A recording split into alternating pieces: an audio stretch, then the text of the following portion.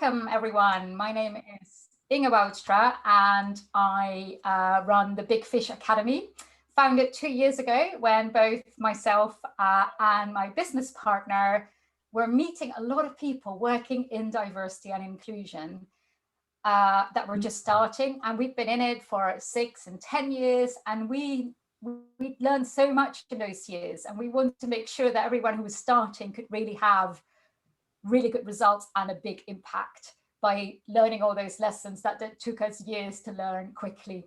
So that's what we set out to do with the Big Fish Academy. We run training programs on recruitment, on promotion, on building a strategy for diversity and inclusion. We do events like this. We offer templates and tools, but we also work a lot with clients directly, working in their business. So we've just working with a board of a large international company, helping them understand what their inclusion vision is and how to be more inclusive. We're also working on best practice guides with several industries, so they really get all the tools that we have, but then in a guide specifically for the industry. So these are just some of the things we are doing. Today is all about inclusive recruitment. How does it work? If you have a question, feel free to pop it in the chat, and then we'll pick it up throughout the conversation. So we can have questions in between as well. You really don't have to wait till the end. It's all about what you want to know as well.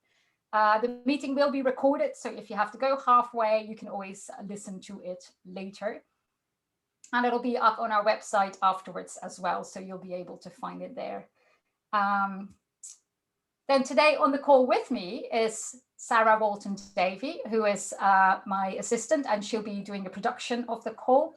And of course, my guest, Keith Turner, who is a former client of mine who's made so much progress that I felt he really needed to share with all of my audience what he has learned on becoming more inclusive. Before I give him my first question, I'd like to ask from you, though, in a poll, where you are with regards to inclusive recruitment. So you should see a poll coming up on your screen now. If you don't see a poll, or if you can't answer any of the questions because they just don't apply to you, let us know in the chat where you are, what your interest is today, or where you are with regards to inclusive recruitment. So the first answer is we are making plans, but we haven't started yet. The second option is we've implemented some actions for inclusive recruitment, but we don't see the results yet. Third one is we're doing quite well with sourcing a wide range of candidates, but selection is an issue. And the fourth one is we've implemented many actions, but we're just looking to improve. So you're already getting this, but you're looking to improve. So getting your last votes in. And then do you want to share the results, Sarah?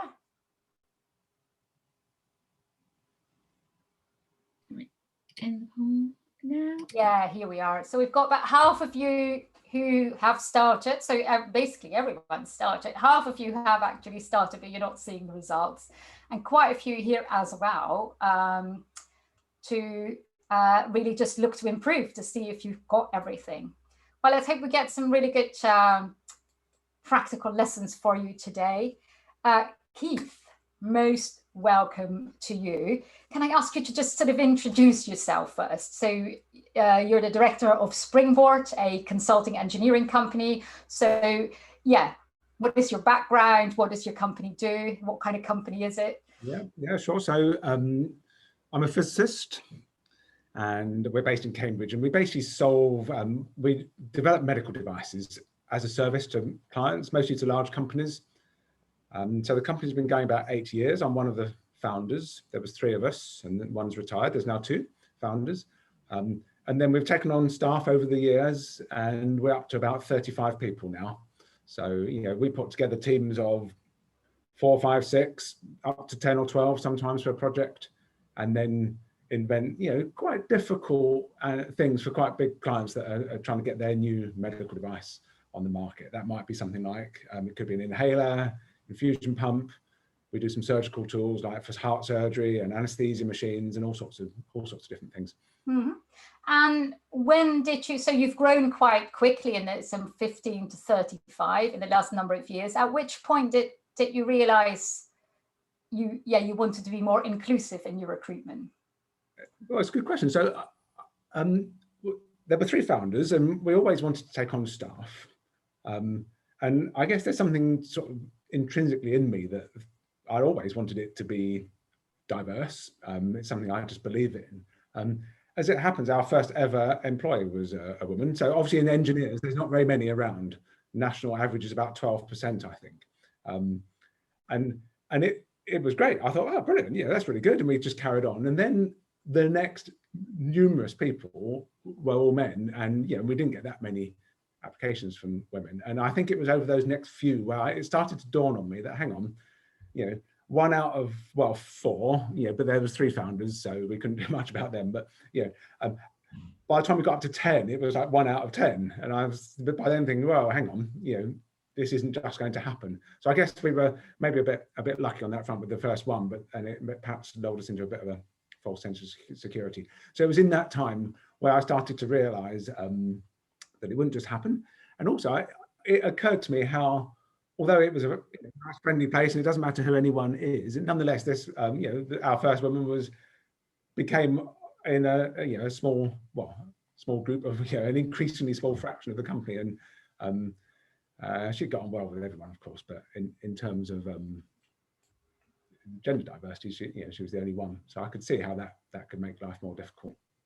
Yeah, so you saw that and you decided this is not the sort of company I want to run because I do want that gender diversity in my organization. So then how did your colleagues respond? Because you obviously have 2 co-directors, and I'm asking this because I need to disclose, I know this, right, because I worked with Keith and his co-directors, I've met them. So how did they respond? Yeah, that's right. Yeah, because Inga did a training session or induction session for us on this subject, which was really good, and that was part of that process of trying to sort of promote the idea of diversity. I mean, I think a very common situation, and I guess we had it somewhat as well, was what to me is a mistaken thinking, which is to confuse treating everyone fairly with treating everyone identically. So I think there was probably a widespread view that none of us minded who we recruited. No one was against having women. So we just welcome everyone and recruit whoever's the best, and that's fair. And so I think, that started to bother me after a while, because I could sort of see that, well, hang on, just treating everyone in the way that you as an individual tend to treat people, that all you're actually doing is reflecting your own bias on everyone in the same way, and that's not necessarily fair. That it's identical, but it's not necessarily fair. So I think that was one of the early things that occurred to me, and so I had to sort of try to express that view as it became evident that it wasn't necessarily that just sort of doing nothing and just being open-minded and not really caring about the issue, that wasn't necessarily actually a very fair or appropriate response to take. Mm-hmm. And then you tried several things. Eventually you got me in. What I did, which is probably helpful for people to know, is I ran a day with actually everyone in the company, because it was possible, because it's a small company. We did half a day where we looked at what is it like to be gender smart, what are the gender differences, and why do you need to be aware of that, getting everyone on that same platform, and getting people to realize that maybe some things are different for women, some things are different for men, and what that would feel like. And we did have some women there in the workshop, actually, because there was a woman in, I believe, finance, and a woman in an assistant role. So we had some women there as well to share their experiences. And then in the afternoon, in different subgroups, people worked on actually redesigning their own processes. So that got people really to start thinking about how things could change. And then what actually did change, we're going to go in a minute after a poll. But first, I want to know from you, Keith, what did you achieve? Because you started out with 1 in 10 women, right? And then, so where have you ended up now, 3 years, 4 years later? We have peaked at the best. We were getting over 30% of CVs from female applicants. I'm talking technical jobs here. I mean, we do have a couple of support staff, but I'm talking the engineering jobs. Yeah. And they were equally successful in being recruited. So as our numbers went up, we were around about a third. We are currently at 25% of our technical staff female, which is, I'd say that's double, the early days and the natural rate that you get when we did nothing. And even today, when we use recruitment agents, which we don't always, but it's harder to influence them, the sort of natural rate, if you want to call it that, if you do nothing, is about 10, 12%. So we've got 25% female staff now. They're, not surprisingly, they do equally as well at the application process as the men. So the fractions of the applications sort of move through into the recruits. And they're also now, some of them, because we've been doing this for a good few years, the main effort started sort of 5 years ago. And so some of them have been with us for much of that time. And so they're starting to get promoted and, going to more senior roles, which is obviously really good. And including now starting to be involved in recruitment. So that's nice, because that means the recruitment team themselves and the people doing the interviews, on occasion, some of those will be women now, which hasn't been the case in the past. But yeah, and that's made a difference, right? And the other thing I just want to say, actually, that we didn't quite sort of close off, regarding the day of training that you did. That was part, you asked, how did I get sort of other managers on board? I mean, that was part of it, because you were an independent person. So you could say things and it would carry a bit more credibility than if I said it. And so that was part of it. And I think just you have to be careful. If you come out and advocate openly, you can get some surprisingly fierce sort of pushback. And once you've got that, then it's hard, then you can get stuck in that cycle, right? And then it's hard to get anywhere. So I was more keen on sort of stepping little steps by step, getting on doing some things, which I'll tell you about when we come on to that, and sort of making things happen, getting people to gradually express themselves. We had a woman student, for example, an engineering student. She was on that course that you did, and she would explain certain things and relate to some things you said, and it would gradually build up a little bit by step, and build sort of credibility in the view. And I think, although it takes more time, I think that was a necessary way to gradually build a sort of willingness to engage in this subject. Yeah, so you were keen not to sort of do a really top-down approach, and which is impossible, maybe even if you're 3 directors at equal level, but really keen not to push it through, but to say, I want to really take people with me and help them to see where I'm coming from, right? Exactly, and they have to see it for themselves and gradually come on board, I think. Later on, I did start advocating it as a sort of initiative and so on in the company, but I think it was important to build up just a bit more of a foundation before going straight into that. Any questions so far about that? Any thoughts or questions before we go into my next question? There's no questions as yet in the chat, but yeah, people have been sharing where they have been joining us from. Yeah, oh, that's nice. Yeah, we've got quite a global audience, right, which is really nice. Yeah, really good. Thank you all for coming today. Then want to ask you what you actually have done to recruit for diversity. I know all of you on the call were saying we have already implemented some things. So if you want to launch the poll there, Sarah, and let us know what kind of things you've implemented. Now, if there's a whole list of things, but I know there are a lot more, which I talk about in a training program as well that I run on inclusive recruitment. So if there's something there that you haven't done, or that you have done, but that's not there, then let us know in the chat. But what kind of things can you do? Well, to source more candidates, number 1, make sure your job adverts are inclusive. You can also redesign jobs and change job requirements, phrase them differently or change them entirely. You can just widen your recruitment channels, look wider, look in different places for candidates. If you're looking at the same places, you're going to find the same people. Maybe you've changed your branding, different images on your website, a different way of talking about your company, blind CVs. are a great way to sort of be really inclusive and keep your bias out of the first step in selection. Balanced shortlist, which is all about having a, often for gender, people look for a 50-50 shortlist, but for race, you can look at a 20% shortlist, for instance, here in the UK, different on different countries.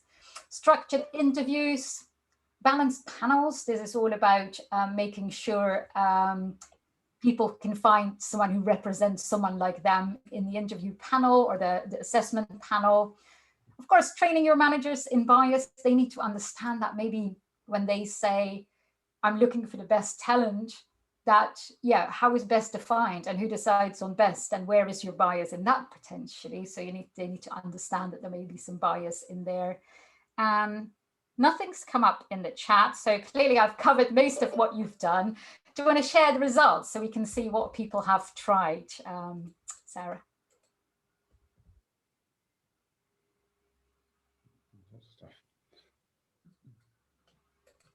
Yeah, oh, writing in your recruitment channels, obviously a popular thing to do. Balanced panels, making sure you don't just have white, often older males in your panel, but actually vary who's in the panel. Training is done a lot as well. Less interesting, less in balanced shortlists or changing job requirements. So interesting. Some really, so everything has been tried by different people, so that's interesting. And usually actually a whole range of measures together works best, and that's where I want to go with Keith as well. Keith, can you share with us what has worked for you in recruiting for more diversity? What did you try maybe that didn't work, and what what do you feel has given you the results that you're getting? Well, let's start with a few of the things that didn't really work, because basically this has been one of the most difficult business challenges I've ever set myself, actually. Really tough to crack it. And I mean, the early days, I read a lot of books, and I spoke to various women in engineering and found out more about them. And yeah, I did a lot of research like that. I spoke to consultants and people involved in various types of training and so on, you amongst them, Inga. And we did there's a bunch of obvious things, many of which you've covered there. So we did some things like, I checked all the job adverts for neutral wording. You can get computer programs that do it, and I've got a family member that works in that, and we got them quite good and advertised at some more appealing places. Like we joined the Women's Engineering Society and advertised there and such like. Did a bunch of things like that. And then the other early thing that we did was we changed our interview process. So people they got a briefing so they could prepare. They were told to start off the interview explaining something they've already done before they went into the unknown questions to help them get confidence in getting off to a good start, basically, and show themselves at their best. They got a lab tour by a colleague. And on occasions, I could sort of match the colleague, whoever they were, to someone that they could relate to, which could be a female colleague if that was appropriate. We did all that sort of stuff. It's all important, I think, but it didn't make the big difference. We were like 1 in 10, and we weren't going to go. It wasn't really changing, to be honest, not really. And I think the thing that occurred to me. It sounds obvious now, but it wasn't at the time, that the first thing we had to do was get more applications, right? There wasn't necessarily the evidence that women were being unsuccessful in the process. It's good to have a good process, and we've still got that process, what I just described. But if they're not applying, they're not going to get the job. And so I split it down to 3 chunks. So there was, which was recruitment, retention, and promotion. So we had to start with the recruitment, and not just the interviews, but the applications. So that was the first thing I learned, that I put all my effort in getting more applications in, and then just making sure, of course, that we had a good process after that. So then the question is, how do you get more applications? And I found I had to do so much more than just change the wording and that sort of thing. Yeah, so you changed the images on your website, I believe. Yeah, yeah, either, right? Yeah. I mean, that was difficult. We only had like one female member of staff, so it was difficult to read it. But yeah, you can do certain things, can't you? And we had a blog, and we did a lot of outreach, by the way. And so we posted on that, which appeals to just a diversity of people, not just women, but it's the sort of thing that they might quite like. But anyway, there was one thing that did sort of transform, and it's not actually on your list there, I think. So maybe it's something that's a bit so. Because it's actually something that requires a bit more explaining. So I don't put it on there because people are just like, "What do you?" No, well, you explain what it is, because now everyone wants to know. This was exactly. I don't know if it works for everyone, but it worked for us, and it was months and months of effort sort of realizing this. But it was essentially to soften the entry point for applications. So if you think about typical job applications as a candidate, you send off a CV to a computer, someone you've never met reads it and you don't know. They may invite you to an interview. You turn up somewhere that you don't know anything about the company or the people. You talk to them for a few hours, and then the decision is made and you either get told yes or no. So it's all quite a sort of drastic situation, not very easy to make good decisions, not very easy as a recruiter actually to decide. And that's not how we get clients. We're a consultancy. We don't just phone people and say, hello, do you want to buy a project? Obviously in our personal lives, it's not how we meet partners and whatever either. You go through much more of a steady build up of getting to know people.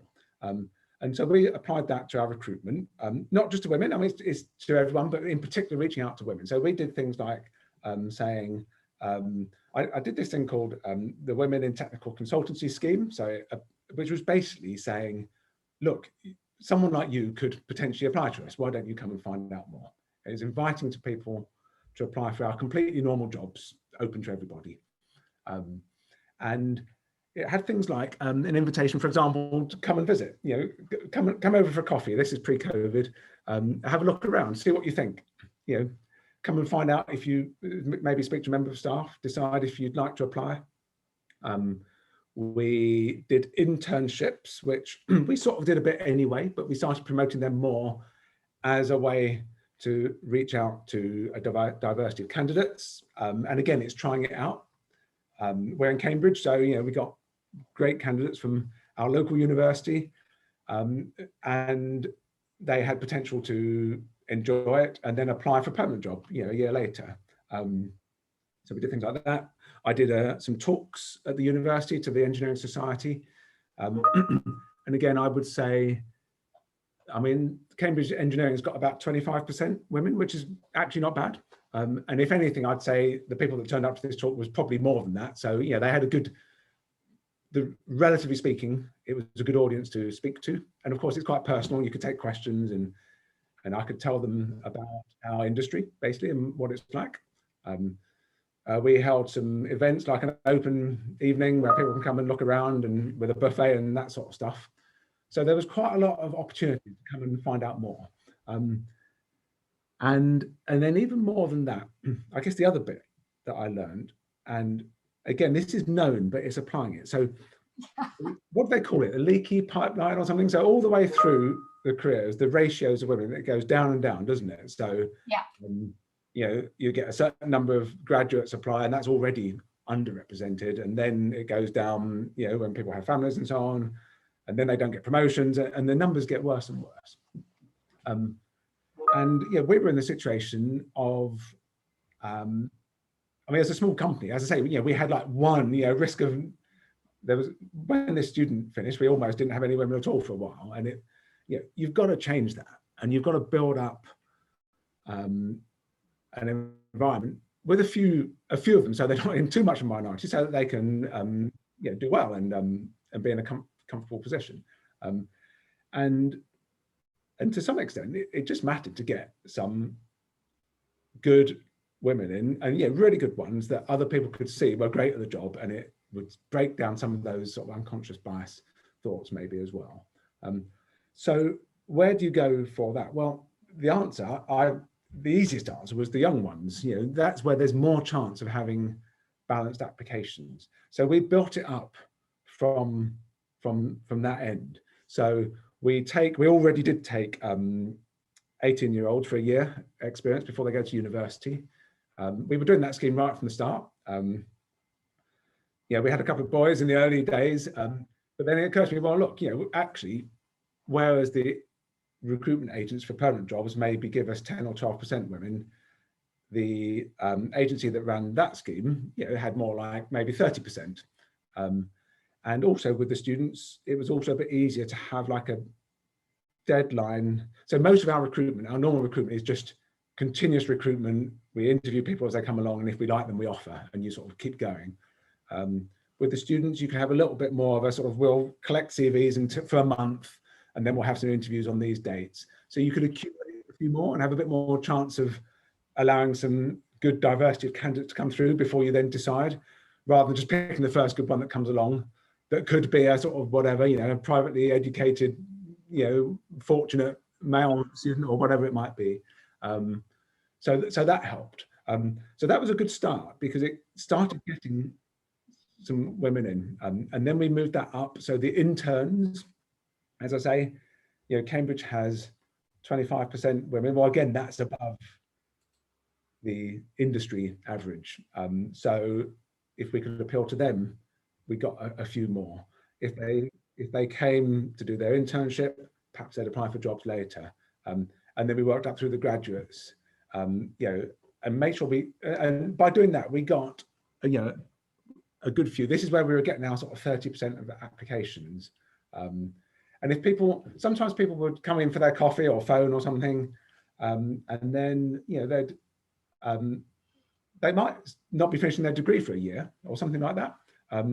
So I say, I'll drop you a line in 6 months' time and let you know when we're doing the next round of jobs, and just building that sort of relationship. And looking back on it, we do that with all sorts of other relationships in life, but we don't normally do it with recruitment. So that is what made the biggest difference, I think. Build the soft start and the building it up. So we got some numbers, and people could come in and start to see that there was a group of female staff. They weren't in a minority of one, and then they get promoted, and then we can gradually move that up to the organisation. So to summarize, basically, you did change some things on your website, in the wording, in that instant, that first time that people come and visit. So in your selection process, which was where you matched people with someone like them, where you showed them around the lab, so it's all a bit less daunting. But none of that worked. And then you decided, actually, what we need to do is start building that relationship. One, start early, because that's where there are more women, so it might be easier to find them, get everyone used to that idea that man and women are just as good as they at this, and also to get just more women in, so it starts to feel a bit different for those more experienced women. And then you actually reached out very individually almost, right, to via all these different places where you in Cambridge University, where you start building that relationship and inviting people in, and that really made a difference. Is that right? That's basically a good summary. And by having these successful women come and work for us, some of the sort of unconscious bias starts to fade away, because you don't even have to say it. It's just sort of self-evidently obvious to people, to colleagues, that these people are equally capable to anyone else. And it's much easier to win them over when these people are just sitting there doing a really good job than it is to sort of advocate for something that hasn't happened yet in the future. Did you change anything in your selection process apart from sort of making it a bit softer and making sure people get to meet someone like them? Did you change anything in the questions you asked then, or because these women were obviously hired? So did you feel you needed to change anything there? We changed one thing about the interview. So we used to have there was 3 founders originally. So we used to have 3 one-to-one interviews an hour in a row. So that it covered a half day, and that was the interview process. We actually added a 4th person and did 2 pairs of interviewers. At the time, I thought that might be worse because 2-on-1 might feel more scary than 1-on-1. But actually, I think it was better because it made it more of a you were a bit more in public, if you like, and you had to ask questions. Someone else would be in the room making sure you were sort of being reasonable, as it were. So I think that was actually a good thing. And I always tried to sort of think about the applicant, whoever they were, you know, as I say, regardless of men, women, or any groups, trying to make sure that you had pairs of people that would complement each other and give a good balance in each interview.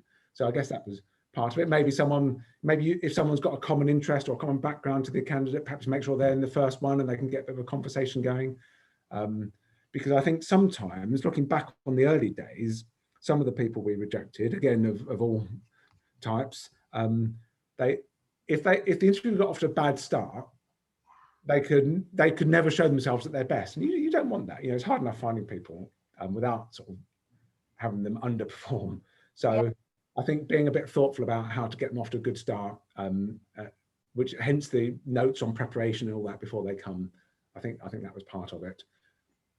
So and the other thing I did, because there's oh, Sarah's just saying it as well. Feel free to pop in your questions in the chat box or turn on your camera, and then you go and finish what you were saying, Keith. Yeah. Sorry, the other thing I did was I did track the success rates. When you're a small company, when it's like small numbers, you've got to be careful with the sort of statistics of it. But as it built up, I checked, and with what I said, the process I've just described, you know, the women are getting entirely equal success rates through the process. So I was confident, I still am confident, that the selection process is neutral. The challenge is getting, if you can get more in, the more percent you get to apply, the more percent that will come through and get jobs at the end. Yeah.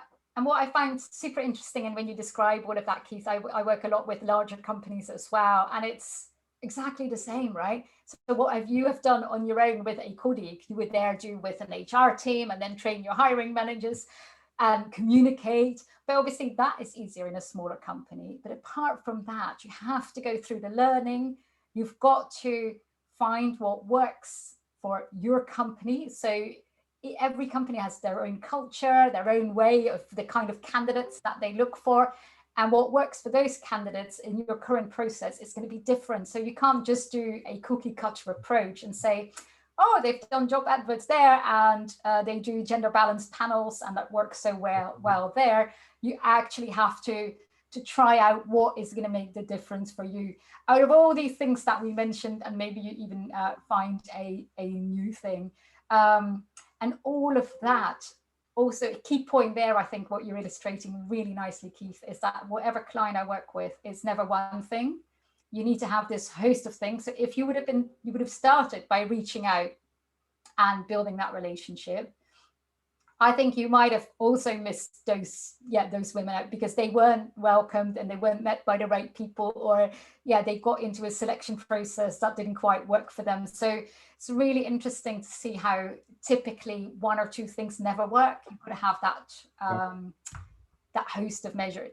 That's right. There's no magic answer, is there? You have to try all these things. And as I say, this sort of patient approach to build it up. And when I was like concentrating on the students, you could say, oh, that's not very ambitious, but actually it got it started, and it started to build, break down the biases in other people and to build confidence in the team of women as it grew, and success builds on success. And I just saw a question pop up, and this is sort of, I was coming on to it anyway, about the promotion side. So just on the like the panels and that, now that success has built up to a bigger level, and there's some really good ones and they've stayed because they like it and they're being successful, then they're starting to get jobs that, you know, line managing and recruiting. And so we're just about at this stage now, which means I'm quite excited about it, that we can actually have some women doing interviews, which is obviously clearly a good thing, but we couldn't do it in the early days because we either didn't have any, or you're not going to put like your managers and your graduate on the, that's not a good reason for that person to be there. They want to be there genuinely because they're the right person. And we're getting there now, but for a small company, we're 8 years old now, so it's taken that long to get to that point. But that's part of it, I think, the patience to build it up and go step by step. Oh, well, that's just such a brilliant illustration of how to do this. And, over 3-4 years time, you've really doubled the amount of women you hire. And I know some people on the call are also keen to hear more about ethnicity and race, and what we have less experience. Like, there aren't a huge amount of companies who can say, this is what works. but because no one's really been so focused on that as people are now. What I can say is a lot of this actually works in a very similar way for race and ethnicity, and it is what companies are trying. So building the relationship, reaching out into those channels, finding the words and the approach that actually works for the target groups that you're looking for a soft way to introduce them to the company, and finding out what it is, maybe also in that way, because you're having the conversations, you can also find out what it is that's holding them back, and whether that's a female or a Black female or an Asian male, they will in those early conversations be able to say what they like about the company, what they don't like, because it's not a job interview yet. And that is also giving you that sort of information. So I want to say, if this all sounds really interesting, but you're not quite sure how you are going to implement all of this, or you've heard and you say all these words like balanced panels and balanced shortlists and structured interviews, and you think, yeah, but what is that? Then we have a training program for you. And if you stay till the end of the call, we also give away a prize, which is the training program at half price. So do stay till the end for our raffle. And the training program is really just 4 hours where I share everything I've learned in the past 6 years on inclusive recruitment, and you can read it all in books like this, which I can definitely all recommend. But as you can see, it's a lot to read. And what I've done, I've summarized everything that I've learned that really, really works from those books. But also I interview a lot of people, I work with clients. So what I learn that works for them. And I'll take you through that. Day one is all about that sourcing. How do I reach those people and get those CVs in? And day two is all about that selection process. How do I make sure I don't have the bias in there? How do I make sure my hiring manager don't ask the biased questions, or maybe they shouldn't even be asking questions, so how do we do that? And then throughout, because you're with a group of people also, which people find always very valuable. I've run this about 3 times now, just sharing with other people, talking about what they're doing and hearing just ideas and creative ideas from others, but also being sparked by what other people are doing. And we'll do some exercises as well. So I give you, let's say, all the questions you need to ask to make sure your job advert is not biased. So I take you through that, and you get to practice with those things, which also people find very valuable. And I can see Sarah's already put, if that's of interest, Sarah's already put the link in there. So do check it out. And if you are quick, because I know you're going to be thinking, well, I want to do that, but what does it cost? Well, one of you is going to win it for half price, but for everyone else, it normally is £350. But because you're on this call, I can offer it for 300 if you get back to me before the end of Monday, this Monday. So do let me know if that's of interest. We also then have a next free interview coming up on inclusive culture and how you can build an inclusive culture, because it's all great recruiting more inclusive people, but if they're not happy in your company, they're going to be leaving. So that's what that inclusive culture is for. How can you build that? How can you make sure everyone feels valued?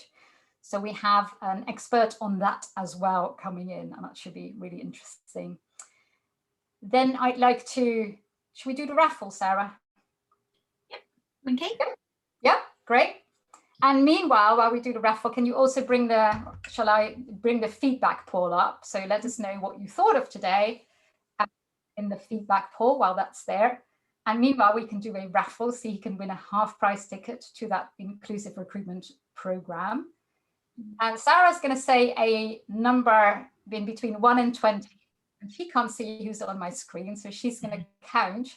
Or I'm then going to count who is in that number. I'm going to say number 6. 1, 2, 3, 4, 5,